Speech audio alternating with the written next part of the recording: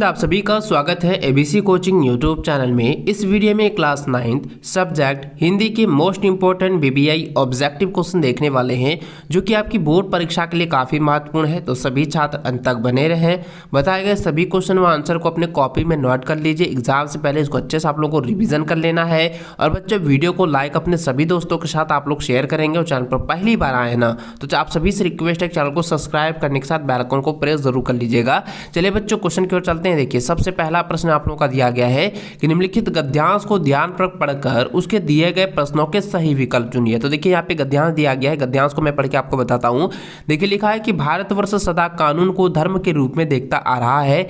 आज एकाएक कानून और धर्म में अंतर कर दिया गया। धर्म को धोखा नहीं दिया जा सकता है, कानून को दिया जा सकता है। यही कारण है कि जो लोग धर्मगुरु है या धर्मभीरु है, वे कानून की त्रुटियों से लाभ उठाने में संकोच नहीं करते। यानी दोस्तों, वे सभी जो कि धर्मभीरु है, वे सभी क्या करते हैं कि कानून की त्रुटियों से लाभ उठा रहे हैं। ठीक है, और इस बात के पर्याप्त प्रमाण खोजे जा सकते हैं कि समाज के ऊपरी वर्ग में चाहे जो भी होता रहा हो, भीतर भीतर भारतवर्ष अब भी यह अनुभव कर रहा है कि धर्म कानून से बड़ी चीज है। अब भी सेवा, ईमानदारी, सच्चाई और आध्यात्मिकता के मूल बने हुए वे दब अवश्य गए हैं, लेकिन नष्ट नहीं हुए।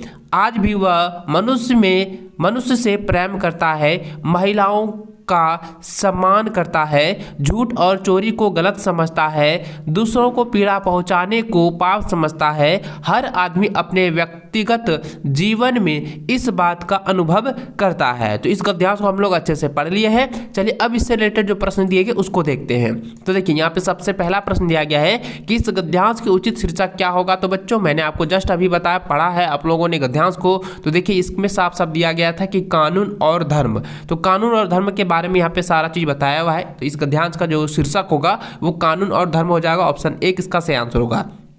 अगला है, इस गद्यांश में धर्म और कानून के बारे में क्या कहा गया है। तो यहाँ पे ये कहा गया है कि कानून को धर्म से बड़ा माना जाता है। धर्म को जो है कानून से बड़ा माना जाता है। ठीक है, इसको ऑप्शन नंबर जो है 3 जो इसका सही आंसर होगा। इसको आप लोग नोट कर लीजिए, धर्म को कानून से बड़ा माना जाता है।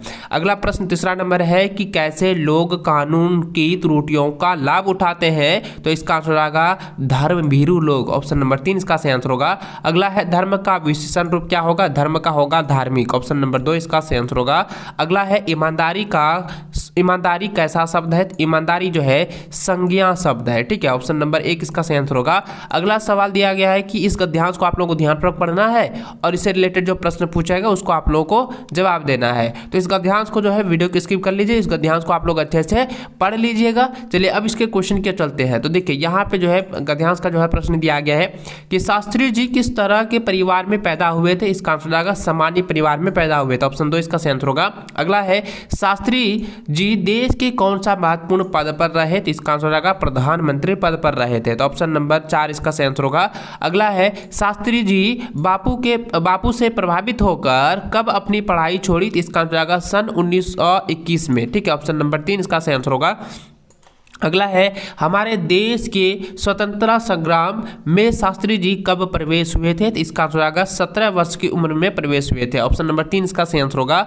अगला है, शास्त्री जी सन 1926 में कहाँ शामिल हो गए थे। तो इसका आंसर होगा दोस्तों लोकसभा मंडल में शामिल हुए थे। ऑप्शन 1 इसका सही आंसर होगा। अगला सवाल आपका दिया गया है पत्र लेखन से, जिसमें कि आपका जो रिक्त स्थान दिया गया इसमें आपको पढ़कर इसको भरना है। जैसे कि देख सकते दिया गया है, इसको अच्छे से आप लोग समझेंगे। लिखा है कि मेरे प्रिय मित्र नमस्कार, तुम्हारा पत्र मिला। तो यहाँ क्या हो जाएगा, तुम्हारा पत्र मिला, खुशी हुई। तुम वाद विवाद प्रतियोगिता, यहाँ क्या हो जाएगा प्रतियोगिता। ठीक है, इसको आप लोग नोट कर लीजिए। प्रतियोगिता में प्रथम आए हो। यहाँ पे मैं कह नहीं सकता कि कितना खुश हूँ। तुम इसी तरह मन लगाकर पढ़ाई के साथ साथ विद्यालय के अन्य क्रियाकलाप यहाँ पर आपको लिखना है क्रियाकलाप में भाग लेते रहो। इससे तुम्हें फायदा होगा। यहाँ पे क्या होगा, बहुत फायदा होगा।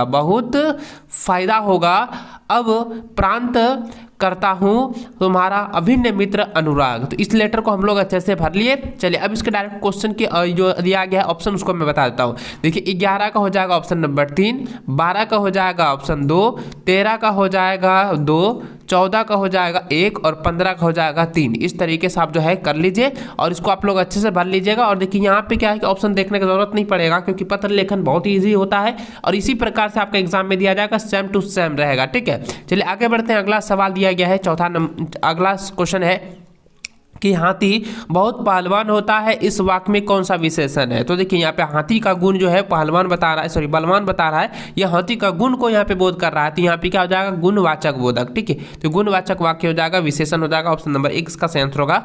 अगला है कि ग्राम का सही विश्लेषण क्या होगा, ग्राम का होगा विश्लेषण ग्रामीण, तो ऑप्शन नंबर 2 इसका सही आंसर होगा। अगला है कि पंडित का सही स्त्रीलिंग शब्द क्या होगा, तो पंडित का होगा स्त्रीलिंग रूप होगा पंडितयाइन, ऑप्शन नंबर 2 इसका सही आंसर होगा। अगला है नीचे लिखे वाक्यों में कर्ता के नेह चिन्ह का सही प्रयोग का वाक्य में क्या होगा।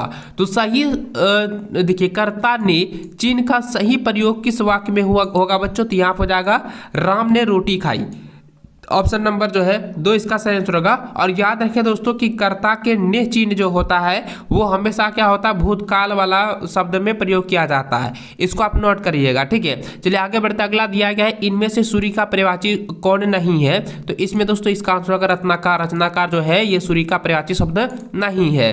अगला सवाल दिया गया है कि सरल का सही विलोम होगा, तो सरल का होगा, सरल का मतलब होता है आसान और इसका उल्टा क्या जाएगा कठिन, तो यह हो जाएगा कठिन, ऑप्शन नंबर 3 इसका सही आंसर होगा। अगला है खेत में बकरी चर रही है, किस प्रकार की वाक्य है, तो ये जो है सरल वाक्य है, तो ऑप्शन 2 इसका सही आंसर होगा। अगला है सूत का सही अर्थ भेद कौन होगा। तो देखिए सूत का अर्थ होता है पुत्र और सूत का अर्थ होता है धागा। ठीक है, तो इसको आप लोग नोट कर लीजिए, पुत्र धागा, तो ऑप्शन 2 इसका सही आंसर होगा।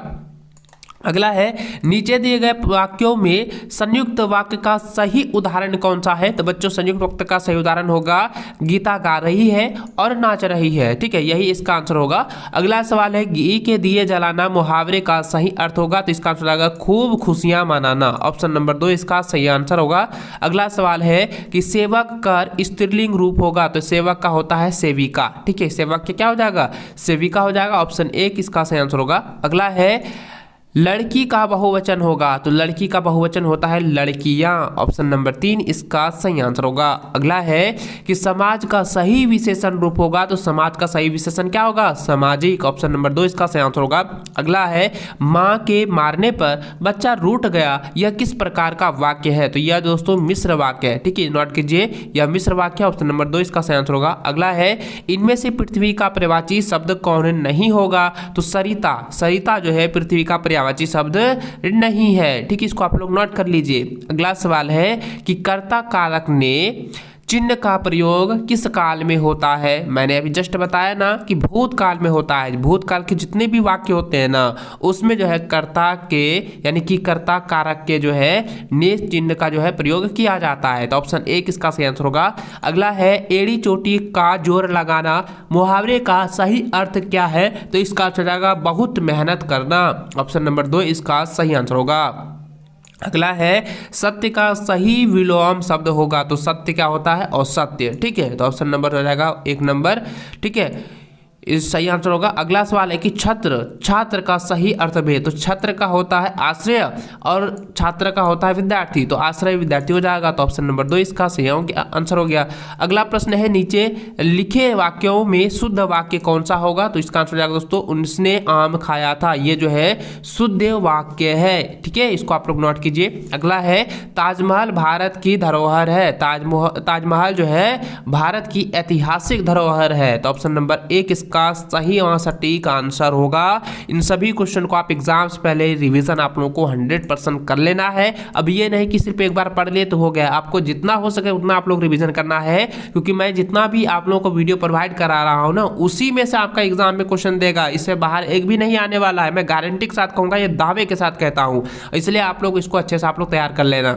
आगे देखिए दोस्तों लिखा है नीचे लिखे प्रश्नों के उत्तर के सही विकल्प चुने। देखिए लिखा है कि सवाले सपनों की याद पाठ पाठ के लेखक कौन है? तो बच्चों इसका आंसर आएगा जाबिर हुसैन। ठीक है, ऑप्शन नंबर 3 इसका सही आंसर होगा। अगला है लहासा की ओर पाठ के लेखक क्या कहकर भीख मांगते थे? तो इसका आंसर आएगा कुची कुची दया दया का पैसा, दया दया एक पैसा, यानी कुची कुची एक पैसा। ऑप्शन नंबर 4 इसका सही आंसर होगा। अगला है सलीम अली प्रकृति की दुनिया में एक टापू बनने की बजाय अथाह सागर बनकर उभरे थे, यह पंक्ति किस पाठ का है? तो यह पंक्ति जो है सावले सपनों की याद से ली गई है। तो ऑप्शन नंबर 2 जो है इसका सही आंसर होगा। अगला है निम्नांकित कथनों में से सही कथन को चुने। तो देखिए यहाँ पे सही कथन चुनने के लिए कह रहा है, तो दोस्तों इसका सही कथन होगा कि लोग तो इत्र चुपड़ कर फोटो खिंचवाते हैं। ठीक है, चुपड़ कर फोटो खिंचाते हैं जिससे फोटो में खुशबू आ जाए। तो ऑप्शन नंबर 2 जो है इसका सही कथन होगा। ठीक है, इसको नोट कर लीजिए। अगला सवाल 41 नंबर दिया गया है कि कुत्ते के प्राणपण आत्मनिवेदन को गुरुदेव ने किस रूप में लिया है? तो इसका आंसर आएगा आध्यात्मिक महिमा के रूप में लिया है। तो ऑप्शन नंबर 1 इसका सही आंसर होगा। अगला है कबीर के अनुसार ईश्वर को कहाँ पाया जा सकता है? कबीर के अनुसार जो है ईश्वर को सब सांसों की सांस में पाया जा सकता है। ऑप्शन 2 इसका सही आंसर होगा। अगला है कि मोर पखा सिर ऊपर रखियों, गुंज की माला गिरे पहिरोंगी, ओढ़ी पितंबर लौ कुटी बन गोधन ग्वारिन संग फिरोंगी, यह पंक्ति किस कविता से है? यह पंक्ति जो है सवैये कविता से जो है ली गई है। ऑप्शन नंबर 4 इसका सही आंसर होगा। अगला है कवि ने गाँव को हरता जनमन कहा है क्योंकि? तो इसका आंसर हो जाएगा गौ का सौंदर्य उसके मन को अपनी ओर खींच लेता है। ऑप्शन 1 इसका सही आंसर होगा। अगला है कि माँ ने बच्चे को क्या सलाह दी? तो दोस्तों मैंने आपको बताया था ना कि माँ ने बच्चे को क्या सलाह दिया था, तो इसका आंसर क्या हो जाएगा दक्षिण दिशा में पैर करके मत सोना। ऑप्शन नंबर 3 इसका सही आंसर होगा। अगला है कि बगुला क्या देखकर ध्यान निद्रा त्यागता है? तो इसका आंसर क्या हो जाएगा तैरती मछली को देखकर। ऑप्शन 3 इसका सही आंसर होगा। अगला है इस जल प्रलय में पाठ के लेखक कौन है? तो इसका आंसर आएगा फणीश्वर नाथ रेणु। ऑप्शन नंबर 3 इसका सही आंसर होगा। अगला है लेखिका किसके संस्कारों के कारण लड़की होने पर भी कभी हीन भावना से ग्रसित नहीं हुई? तो इसका आंसर आएगा दादी जी के संस्कारों के कारण। ऑप्शन नंबर 1 इसका सही आंसर होगा। अगला है रीढ़ की हड्डी एकांकी का मुख्य पात्र है? तो रीढ़ की हड्डी के एकांकी का मुख्य पात्र है दोस्तों शंकर। ऑप्शन नंबर 3 इसका सही आंसर होगा। अगला है माटी वाली किसके लिए रोटी छिपाई थी? तो इसका आंसर क्या हो जाएगा पति के लिए। ऑप्शन नंबर 1 इसका सही आंसर होगा। तो दोस्तों इस वीडियो में क्लास 9th हिंदी के मोस्ट इंपॉर्टेंट ऑब्जेक्टिव क्वेश्चन आप लोगों को बताया है। उन सभी क्वेश्चन को आपको रिवीजन कर लेना है क्योंकि एग्जाम में क्वेश्चन दिए जाएंगे, इसलिए आप इसको एग्जाम से पहले ना अच्छे से तैयार कर लेना क्योंकि आप सभी के लिए ये सभी क्वेश्चन आपके लिए बहुत बहुत इंपॉर्टेंट है। ये 100% श्योर है कि आएंगे ही आएंगे, इसलिए आप लोग रिवीजन जरूर कर लीजिए।